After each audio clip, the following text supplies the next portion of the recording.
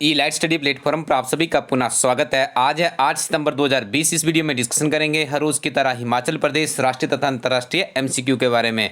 यदि आपने अभी तक हमारा एंड्रॉइड एप्लीकेशन डाउनलोड नहीं किया तो आप गूगल प्ले स्टोर पर जाइएगा, वहाँ पे टाइप कीजिए ई लाइट स्टडी और हमारा एजुकेशनल ऐप इंस्टॉल कर लीजिए। राष्ट्रीय तथा अंतर्राष्ट्रीय करंट अफेयर्स में पहला प्रश्न है, 19 सितंबर 2020 को IPL 13 सीजन का पहला मैच किसके बीच होगा। तो देखिए, आपको यहाँ पे इन 4 ऑप्शनों में से इसका सही उत्तर भांपना होगा, क्योंकि ये प्रश्न भी विभिन्न तरह के कम्पिटिटिव एग्जाम में इस तरह के प्रश्न पहले पूछे गए हैं। तो इस प्रश्न का जो सही उत्तर है ऑप्शन नंबर डी, यानी गत चैंपियन है मुंबई इंडियंस और उप विजेता है चेन्नई सुपर किंग्स। तो इनके बीच में पहला मैच होगा। और IPL आपको पता होगा काफ़ी फाइनेंशियली काफ़ी पैसा इसके ऊपर खर्च किया जाता है और पूरी दुनिया में इसकी चमक धमक के लिए जाना जाता है। IPL 13 का पहला मैच कहां पर खेला जाएगा, मुंबई, न्यूयॉर्क, अबू धाबी या टोक्यो। तो इस प्रश्न का सही उत्तर है ऑप्शन नंबर सी, इसका आयोजन इस बार हो रहा है अबू धाबी में इसके पहले मैच का आयोजन होगा। एक चीज़ आपने यहां से और याद रखनी है, ये IPL का सीजन नंबर कौन सा है, 13 है। This is also very important. IPL 13 का आयोजन कब से कब तक होगा। तो इस प्रश्न का सही उत्तर है 19 सितंबर से लेकर 10 नवंबर के बीच में इसका आयोजन होगा। और आपको बता दिए अबू धाबी से इसकी शुरुआत होगी और 10 नवंबर को इसका फाइनल होगा। भारत के किस देश से विटामिन सी के आयात पर एंटी डंपिंग जांच शुरू की गई है, चीन, अमेरिका, जापान या बांग्लादेश। तो इस प्रश्न का सही उत्तर है चीन। आज आप देखते रहे होंगे कि जो चीन के हालात भी अच्छे नहीं है, क्योंकि पूरी दुनिया उन्हें संदेह की दृष्टि से देख रही है, जिस तरह से कोविड-19 पैंडेमिक का कहर पूरी दुनिया में फैला हुआ है। तो भारत में भी देखिए यहाँ पे क्या किया है, जो विटामिन सी के आयात पर एंटी डंपिंग की जाँच भी सरकार के द्वारा शुरू कर दी है। पोप फ्रांसिस के जीवन पर आधारित पुस्तक लेट अस ड्रीम के लेखक कौन है। This is very important question. देखिए, किताब का नाम है लेट अस ड्रीम। ये किसके जीवन पे आधारित है, आपने इसको भी याद रखना है, पोप फ्रांसिस के जीवन पर आधारित है। अब आपको पहचानना है इसे, इसके लेखक कौन है, निकोल्स, चेतन भगत, प्रियंका या ऑस्टिन इब्रेग। तो इस प्रश्न का सही उत्तर है ऑप्शन नंबर डी, ऑस्टिन इब्रेग is the right answer. Punjab और सिंध बैंक का प्रबंध निदेशक और मुख्य कार्यकारी अधिकारी किसे नियुक्त किया गया है, जयप्रकाश नारायण, एस कृष्णन, रामकृष्ण या विजय चौहान। तो इस प्रश्न का सही उत्तर है option number B, S Krishnan. और बैंकिंग के अभ्यर्थियों के लिए तो ये प्रश्न बहुत ही इंपॉर्टेंट है। आपने याद रखना है, जो इसका मुख्यालय है नई दिल्ली में स्थित है। याद रखिए, ICICI बैंक का मुख्यालय कहाँ पर है, दिल्ली में, न्यू दिल्ली में है। आप कीजिएगा इसका ICICI नहीं, पंजाब एंड सिंध बैंक का, पंजाब और सिंध बैंक का मुख्यालय कहाँ पर है, नई दिल्ली में है। और इस बैंक की जो टैग लाइन है ये भी याद रखिएगा, where services is a way of life. क्या है इसकी टैग लाइन है। This is also very important question. आजकल विभिन्न तरह के कम्पिटिटिव एग्जाम्स में इस तरह की टैग भी पूछी जा रही है। भारतीय लोक प्रशासन संस्थान यानी IIPA के अध्यक्ष कौन है, उपराष्ट्रपति, राष्ट्रपति, गृह मंत्री या रक्षा मंत्री। तो इस प्रश्न का सही उत्तर है ऑप्शन नंबर ए, उपराष्ट्रपति। होम उत्सव नामक एक वर्चुअली संपत्ति प्रदर्शनी किस बैंक द्वारा शुरू की गई है, syndicate bank, ICICI bank, PNB bank या SBI बैंक। तो इस प्रश्न का सही उत्तर है ऑप्शन नंबर बी, यानी ICICI बैंक के द्वारा से शुरू किया गया है। याद रखिएगा, ICICI बैंक के जो चीफ एग्जीक्यूटिव ऑफिसर है उनका नाम है संदीप बख्शी। और इस बैंक का जो मुख्यालय है कहाँ पर है, मुंबई में स्थित है। कमेंट सेक्शन में बताइएगा ICICI बैंक की फुल फॉर्म क्या है। बांग्लादेश हाईकोर्ट ने किन महिलाओं को कृषि और गैर कृषि जमीन दोनों पर अधिकार देने की घोषणा की है, अविवाहित महिलाओं को, तलाकशुदा महिलाओं को या हिंदू विधवा महिलाओं को, या फिर उपरोक्त में से कोई नहीं। तो इस प्रश्न का सही उत्तर है ऑप्शन नंबर सी, हिंदू विधवा महिलाओं को ये देने की पेशकश बांग्लादेश के द्वारा की गई है। ब्रिक्स खेल 2021 की मेजबानी किस देश को सौंपी गई है, भारत, चीन, बांग्लादेश या अमेरिका। तो इस प्रश्न का सही उत्तर है ऑप्शन नंबर ए, भारत को इसकी मेजबानी सौंपी गई है। केशवानंद भारती बनाम स्टेट ऑफ केरला मामले में संविधान के मूल ढांचे का सिद्धांत दिलाने वाले किस संत का देहांत हो गया।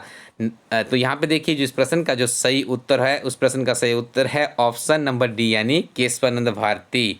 नेक्स्ट वन इज केरल के शंकराचार्य के नाम से कौन मशहूर थे? तो इस प्रश्न का भी सही उत्तर क्या होगा? ऑप्शन नंबर ए यानी केशवानंद भारती इस नाम से जाने जाते हैं। सुप्रीम कोर्ट द्वारा केशवानंद भारती मामले का निर्णय कब सुनाया गया? देखिए कितनी टाइट इसमें ऑप्शंस डाली गई है, आपको पहचानना है। 24 अप्रैल 1971, 72, 73 या 74। तो इस प्रश्न का जो सही उत्तर है option number C is the right answer here. 24 April 1973। ये प्रश्न पहले भी 2-3 बार कंपीटिटिव एग्जाम में पूछा जा चुका है और इस बार भी देखिए प्रश्न यहाँ से जरूर आएगा, क्योंकि काफ़ी महान हस्ती थे। इनके लिए काफ़ी जो संविधान के संरक्षण की बात करें तो उन्होंने काफ़ी हिम्मत के साथ काम लेते हुए केस किया था और देखिए इनके पक्ष में इसका निर्णय भी आया था। केशवानंद भारती 1973 में सुप्रीम कोर्ट द्वारा क्या निर्णय दिया गया था? 3 तलाक पर रोक या धारा 370 हटाने का निर्णय, संविधान की मूलभूत संरचना के बदलाव पर रोक या उपरोक्त में से कोई नहीं। तो इस प्रश्न का सही उत्तर है ऑप्शन नंबर सी। यहाँ पे संविधान की मूलभूत संरचना में बदलाव पर रोक लेने का निर्णय इनके द्वारा किया गया था। भुवनेश्वर किस राज्य की राजधानी है? तो याद रखिएगा भुवनेश्वर कैपिटल है ओडिशा की। आगे डिस्कशन करेंगे हिमाचल प्रदेश के बहुत ही महत्वपूर्ण एमसीक्यू के बारे में। पहला प्रश्न है, हिमाचल प्रदेश सरकार वर्ष 2018-19 के कुल बजट का शिक्षा पर कितने प्रतिशत खर्च कर रही है? आपसे 18-19 का पूछा जा रहा है, आपसे 20 और 21 का नहीं पूछा जा रहा है। पहले आप इस बात को पॉइंट को पकड़ लीजिएगा। अब जरा ऑप्शन ध्यान से समझिए, 16.4, 17.4 या 18.4 या 19.4। तो यहाँ पे हिमाचल प्रदेश खर्च करता है 17.4%। याद रखिएगा।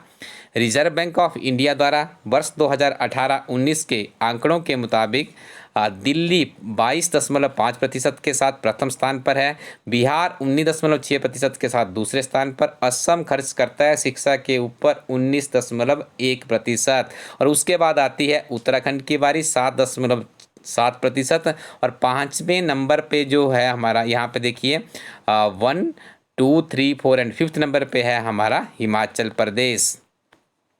Promotion of industry and internal trade विभाग, वाणिज्य एवं उद्योग मंत्रालय की ओर से ease of doing business reforms कार्यान्वयन रैंकिंग में हिमाचल प्रदेश का कौन सा स्थान प्राप्त हुआ है?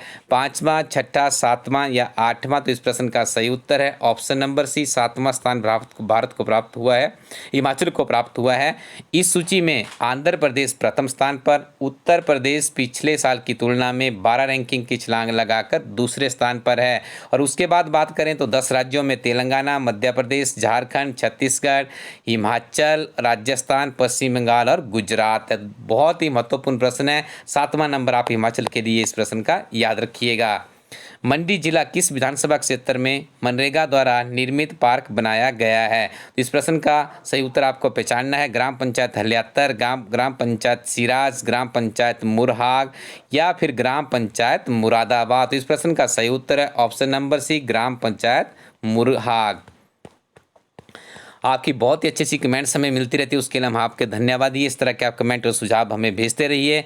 आज बात करेंगे Ram Murthy Sharma ji, very important question sir, thank you, आपका भी बहुत बहुत धन्यवाद सर।